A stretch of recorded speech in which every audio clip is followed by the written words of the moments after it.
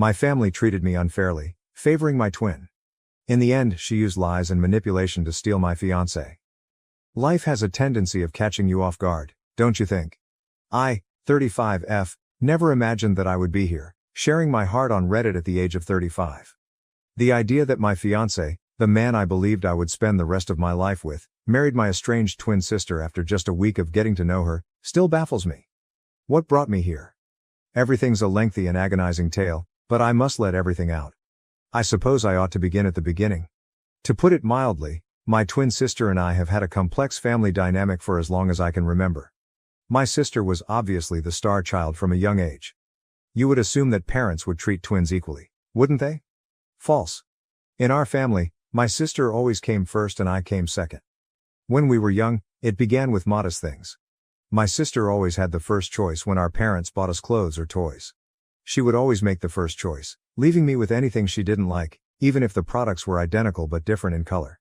I would be lectured about selfishness, how the gifts were the same anyway, and how acting entitled would make me never get far in life if I ever objected. The preference increased in intensity as we aged. I'll admit that I resented my sister for enjoying the attention and pampering. We were never close, and as we started middle school, our distance from one another only grew. She began hanging out with the cool kids, and distanced herself from our group of friends. I could at least have my buddies to myself and find some quiet at school, so in a way this was better for me. The distance between my sister and I continued to widen throughout middle and high school. By the time we graduated, our social networks and areas of interest had entirely changed. Because I would be interacting with her less, this worked for me. Although she continued to be cruel, particularly at school when she tried to appear cool to her peers, I had grown accustomed to her conduct by that point and was not particularly bothered by it. Things between us became so bad at the conclusion of high school that there was no turning back. I knew exactly what I wanted to accomplish with my life, so I put a lot of effort into my college applications. In addition, I wanted to stay up with my pals, who were all striving for top schools. Since I wasn't interested in finding out, I never inquired about my sister's essay preparation. However, for someone who wasn't ready or didn't seem to know what she wanted to do, she exuded far too much confidence in her admissions. I was devastated to learn that she was accepted to my ideal school, but I was not. Even though I was sad, I felt uneasy. I discovered, just in time, that she had stolen my work and turned it in as her own after doing some research. I was enraged. As usual, my parents would have told me to suck it up and that nothing could be done now, so I didn't want to inform them. I had had enough of being polite and being trampled. I made the decision to go nuclear. I sent the university an email outlining her plagiarism and proving that the material was actually mine. Additionally, I informed them of the circumstances at home and asked that they use caution when responding to her. They did, however, reply and put her on a blacklist after discovering that she had plagiarized during the application process. She sat stunned when she received the email and gave me such a hateful look that I thought I would pass out. However, she was unable to tell her parents anything. That she stole my essay. What could she have said? I was more than happy that she was finally receiving the credit she deserved, even though I knew I had put her in a difficult situation. I'll confess that it was stressful and, to me at least, a little funny. She was aware of my actions and I was aware of hers. She was unable to go because it would require her to acknowledge that she had stolen my work, and I didn't want to go to my parents for a resolution. Unfortunately for her, this injustice devastated her parents. They insisted that there was no plagiarism involved, and were resolved to bring it up with the university. It became messy at this point. When my parents emailed the institution, they received a thorough response regarding her application and the work, my work, from which she had stolen. I mistakenly thought that after they witnessed what their beloved daughter had done to me, they would finally accept her for who she truly was, and perhaps, just possibly, I would start to play a significant role in the family. The exact reverse was what took place. I spent days being scolded for intentionally destroying my sister's life and profession. They chose someone to harass as soon as they discovered that I was the one who had reported the plagiarism. She stole my work, but that didn't matter. The fact that she was at fault didn't matter. The fact that she prevented me from attending my ideal school didn't matter. The fact that I had exposed her without their knowledge was all that mattered. They called me all kinds of names and stated that talking to them about it would have been the right thing to do, after which they would have come up with a solution. I informed them that letting her leave without any consequences would have been their only option, and I would have been told to accept it and apply somewhere else. My home was a wreck and nobody wanted to hear my side of the story. It was now obvious that I would always be the fall guy and that my sister would never be held accountable for anything she did. I was just waiting for college, but the following few months were terrible. I knew that as soon as I left the house, I would never return. In any case, there was nothing to return to, so I did just that. I instantly stopped communicating with my sister and my parents after leaving for college. After her little incident, she was dead to me, and I had no intention of ever seeing her again. Going to college was a welcome adjustment. I worked hard, had a good life and made good friends. Determining to succeed on my own without assistance from my family, I immersed myself into my studies and extracurricular activities. I met around this period, and we remained friends for a few years.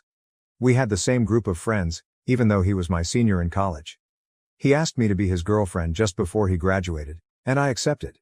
Since he was one of my best friends and I enjoyed spending time with him, I thought a relationship would be the natural next step. He informed me that he had been crushing on me for years and had been trying to have the guts to ask me out until I said yes. Sincerely, I thought this was cute and informed him that even if he had asked me sooner, I would have said yes. For what it's worth, our connection was good. We knew each other well because we were already close friends. A certain amount of ease and candor was present and it just happened. I also told him about my family's whole predicament. I clarified that nothing could ever force me to speak to my sister again and that I had very little contact with either of my parents. I requested that he honor that. His family is picture perfect, therefore he found it ridiculous that a family could be so dysfunctional. He is the eldest of 4 siblings, all of whom are supportive and close, and his parents are deeply in love. He has never experienced my ordeal. I liked and appreciated the familial dynamic he came from, and I respected that. The affection they had for one another was really sweet. I couldn't help but feel a little envious because I had never had it.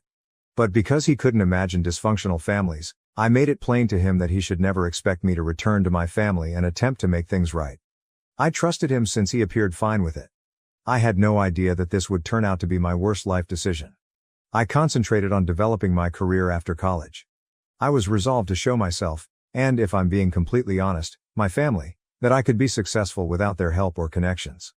I put myself into my work and worked my way up the corporate ladder. I had a prosperous marketing career, a great downtown apartment and a circle of close friends who had become my adopted family by the time I was in my early 30s.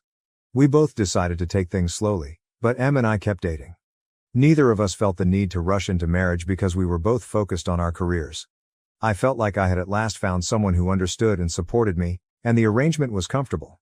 Em proposed to me 2 years ago when I was 33. Yes, of course, I said. By that point we had been dating for about 8 years, and I was certain that he was the man I wanted to live my entire life with. His family welcomed me with wide arms when he first introduced me to them. Even though it wasn't biological, I felt like I had a family at last. I formed separate ties with each of his siblings, who were very hospitable, 2 sisters and 1 brother. Even before I married him, I felt like I was a member of the family. The next natural step was marriage, and I was quite content with my life and my relationship. Planning for the wedding, honeymoon, and other details took up the whole year prior to our planned wedding last year. It was a difficult period for our relationship as well as stressful since I recognized then that we had differences and that it would take work to overcome them. Nevertheless, we voluntarily persevered. While deciding on the guest list, we got into one of our most heated arguments. He wanted to invite a large number of people, including his immediate relatives, some uncles, aunts, his siblings' partners, and others, but I wanted a small, private wedding. However, I didn't have any family members I wanted to invite. I informed him that I genuinely didn't want my family near me on my wedding day and that I would only be inviting my friends. He initially agreed, but I could tell he was hesitant. When I asked him if there was an issue, he said that there wasn't, so I dropped it. Nevertheless, he approached me a week later and advised me to invite my family since there would be no wedding without a family present. I gave him a wide-eyed look and informed him that I had always made it plain that my family was not involved in my life. There was no reason to be upset about my parents' absence because they were unaware that I was engaged and that the bride and groom were the only 2 guests required for a wedding. He refused to give up. He said that any arguments I had with them could be put aside for a single day and that his intention was only to invite them to the wedding, not to establish a romantic relationship or extend forgiveness. Any invitation, I informed him, would imply that I wanted to patch things up, and I didn't want to do that. I should have left him there. Looking back, I could tell that he had chosen to hurl this at me even though he claimed to understand my reality and my upbringing, which I had always been open about. But in love, I was a fool. I nearly stopped talking to him after our many arguments, but I knew deep down that we had to come to an agreement. He finally explained to me why he insisted on inviting my family after much back and forth. He claimed that he didn't want his relatives to believe that he was getting married to a woman who didn't get along well with her family. He believed that my parents' absence would reflect negatively on his family, which is highly traditional and has always lived by the family first motto. That was not what he wanted for me. I initially believed his way of thinking to be considerate and caring, but I soon came to see how flawed it was. Since his parents and siblings already knew that I didn't get along with mine, he was more concerned about the impression his family would get, particularly his extended family, than he was about the psychological effects on me. I should have seen that the show was more important to him than his wife. I paid the price for not doing so.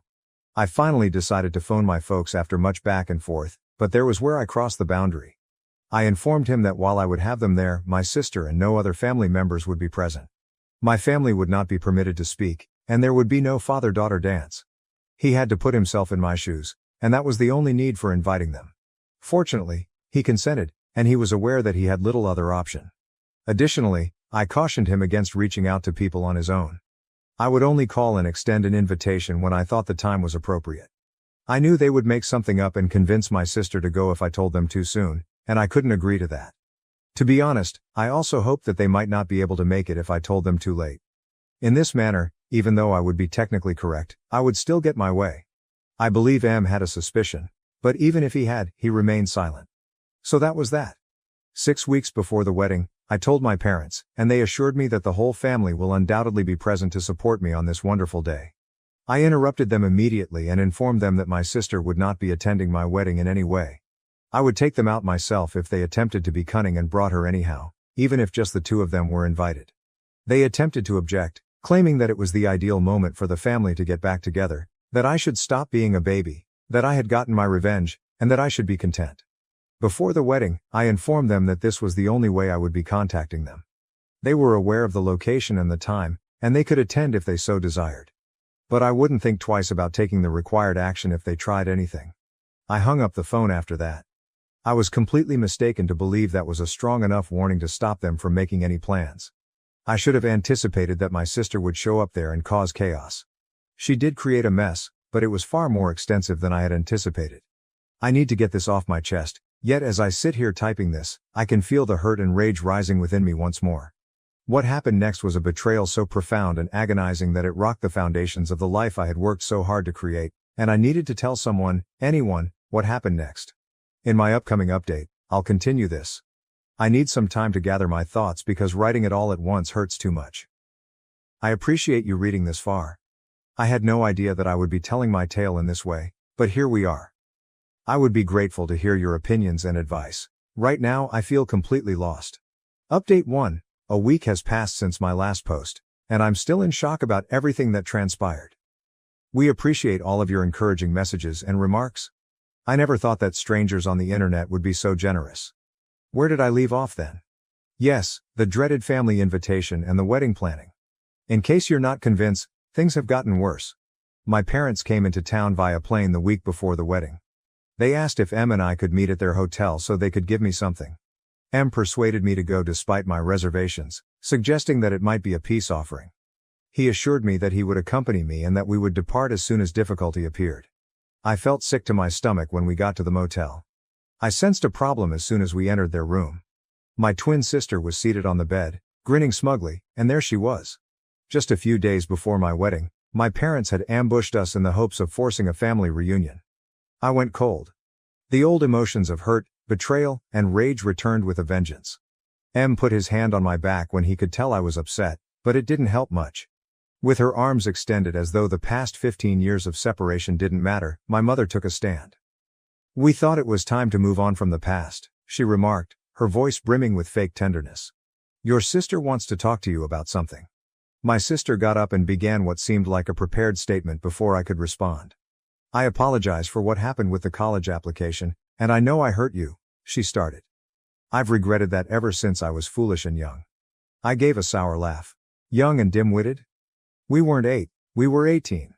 You were fully aware of what you were doing. My father added in a firm tone. Now, let's avoid bringing up previous points of contention. As a family, we are here to move forward. I looked to M expecting him to support me and remind them of our wedding deal, but he was silent and had a serious look on his face. I trembled as I murmured, may we go now? After he paused, he said something that completely shocked me. Perhaps we ought to listen to them. After all, they are trying. I turned and left the room without saying another word. Trying to make sense of what had happened, I headed to the hotel bar and ordered a heavy drink. Hours went by. My phone was vibrating, and I chose to ignore the never-ending barrage of missed calls and messages. When I eventually returned to our flat, it was already midnight.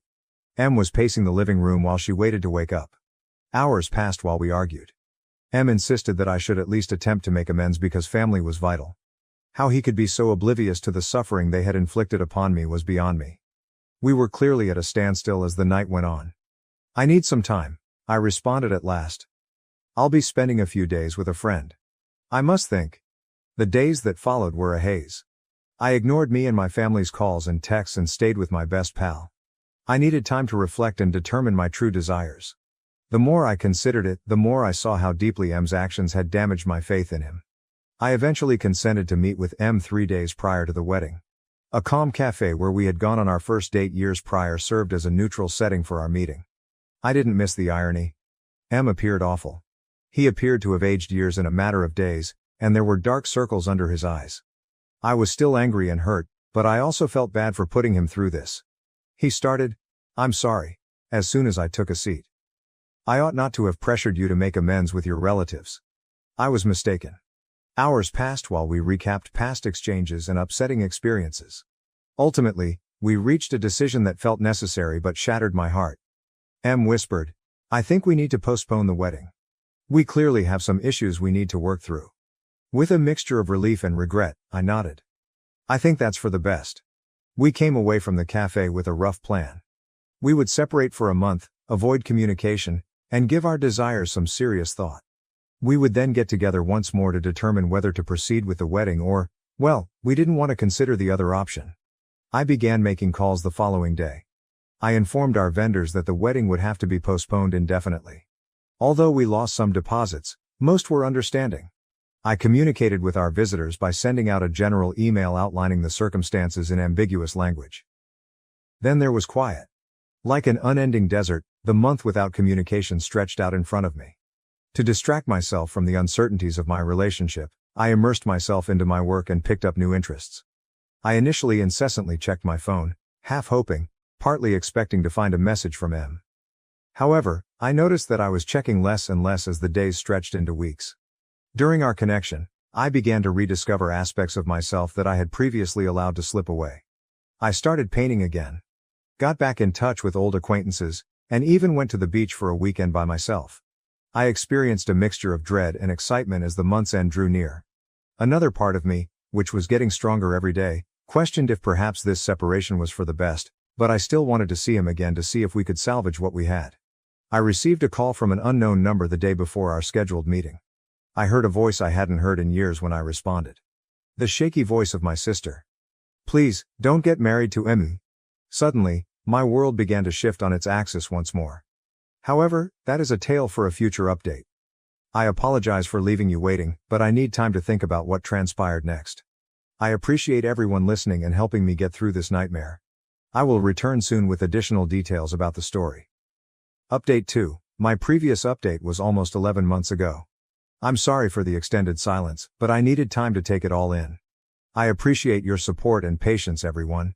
My estranged sister had just given me a startling phone call urging me not to marry M when I left off. From there, however, things only became more difficult. I met M the following day as scheduled after that enigmatic call. I knew something was seriously wrong the moment I laid eyes on him. He had black circles under his eyes and appeared gaunt. I was about to respond when he suddenly exclaimed, "I made a terrible mistake." My heart fell. My world was shattered by his next statement. With his voice hardly audible above a whisper, he admitted, I married your sister." I briefly believed I had misheard him. How was it possible for him to wed my sister? Only a month has passed since our separation. I experienced a wave of nausea as the reality set in. M then told me an absurd story that sounded like the storyline of a poorly written soap opera. My family apparently persuaded M to listen to them after I left that day. They told him stories about my early years, portraying my sister as the victim and myself as the troublemaker. What's the worst? He took them at face value. I felt offended and bewildered. Your family seemed so sincere, and I thought maybe I didn't have the full picture. Em attempted to clarify. I made a foolish choice. My sister and parents had hatched a complex scheme. To avoid being made fun of by his family, they proposed that Em wed my sister for the ceremony. After the commotion subsided, they could have the marriage dissolved or divorced. Despite the absurdity of the proposition, Em had somehow consented while he was confused and being manipulated. Stunned into stillness, I sat. I was so deeply and profoundly betrayed that I was at a loss for words to describe how angry and heartbroken I was. I got up at last. I never want to see you again, I stated in a remarkably composed tone. You, my sister, my parents. You're all dead to me now. The weeks that followed were a jumble of suffering, rage, and incredulity. Unable to face the world, I took a leave of absence from my job. Despite the support of my friends, I was distraught. During this depressing time, Em's mother called me out of the blue. Something compelled me to answer the phone even though I didn't want to at first. Please, she said in a tearful voice. I must see you. You must be aware of something. I agreed to meet her against my better judgment. At a little park close to my place, we first met. Her eyes were red from sobbing, and she looked terrible. She disclosed the whole scope of what had happened. Em had been duped by my family, who had played on his fears and fed him tales about my background. They had persuaded him that I was unstable and that I had fabricated tales about my family in the past. But why would he believe them over me? Still having trouble understanding, I asked. Tragically, she shook her head. He had a susceptible condition. Your relatives took advantage of the fact that your abrupt departure had unsettled him. She clarified that Em's family had opposed the hurried union with my sister. Despite their attempts to dissuade him, Em had carried out the plan while in a confused and manipulated state. And now? I inquired, fearing the response. Your sister won't get a divorce from him. By threatening to demand a large amount of alimony if he attempts to leave her, she has been dragging the marriage along. However, the disclosures did not end there. She informed me that my sister had told them the truth about everything a few days prior while intoxicated. She acknowledged that all they had told him about me was false and that they had trapped him. She even came clean about the essay that had been taken all those years ago. Her words, Em has been devastated since then. He'd like to speak with you. He claims that he made the most significant error of his life and is unsure of how he would ever be able to apologize. Perhaps you can speak and decide what to do next, he hopes. With my head spinning from all this new knowledge, I gazed at her. I felt somewhat vindicated because the truth had finally surfaced. However, a greater portion of me was just worn out. Well, I answered in a stern tone. Thank you for sharing all of this with me, but Em and I are no longer a we. He decided. Regardless of their marital status, he is now my sister's husband.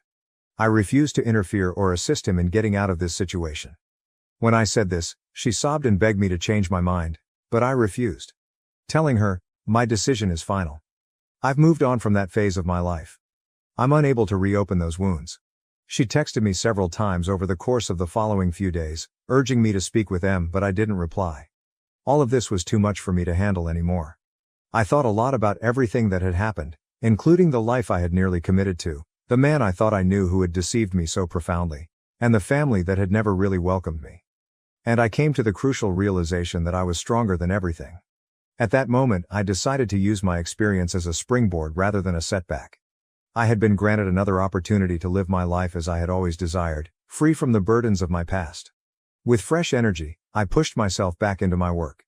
In order to resolve my trust difficulties and the residual pain from my family's betrayal, I began therapy. I became closer to my pals and was even more grateful for the family I had chosen for myself. And what do you know, things improved. It wasn't always easy, and on some days I felt like the hurt and rage would get the better of me, but I gradually began to recover. I can state with confidence that I'm in a better place than I've ever been after 10 months. I've taken up new interests, gotten promoted at work, and even resumed dating, albeit informally and much more cautiously. Ever since that day in the park with Em's mother, I haven't heard from Em or my family. I'm thankful they're no longer in my life, but occasionally I wonder what happened to them. They are responsible for the repercussions of their own acts. I want all of you out there who may be experiencing anything similar to know that things get better. You are stronger than you realize, even though it may not feel like it right now. Never allow a friend, family member, or romantic partner to make you feel less valuable than you actually are. Once again, I want to thank everyone for their support along this trip. This is going to be my last update on the matter. This chapter of my life is coming to an end, and I'm looking forward to many more joyful ones. Cheers to fresh starts, selected families, and the inner strength we discover when we need it most. Thank you for watching. If you haven't subscribed yet, please do so and hit the notification bell to stay updated with more shocking real-life stories happening around you.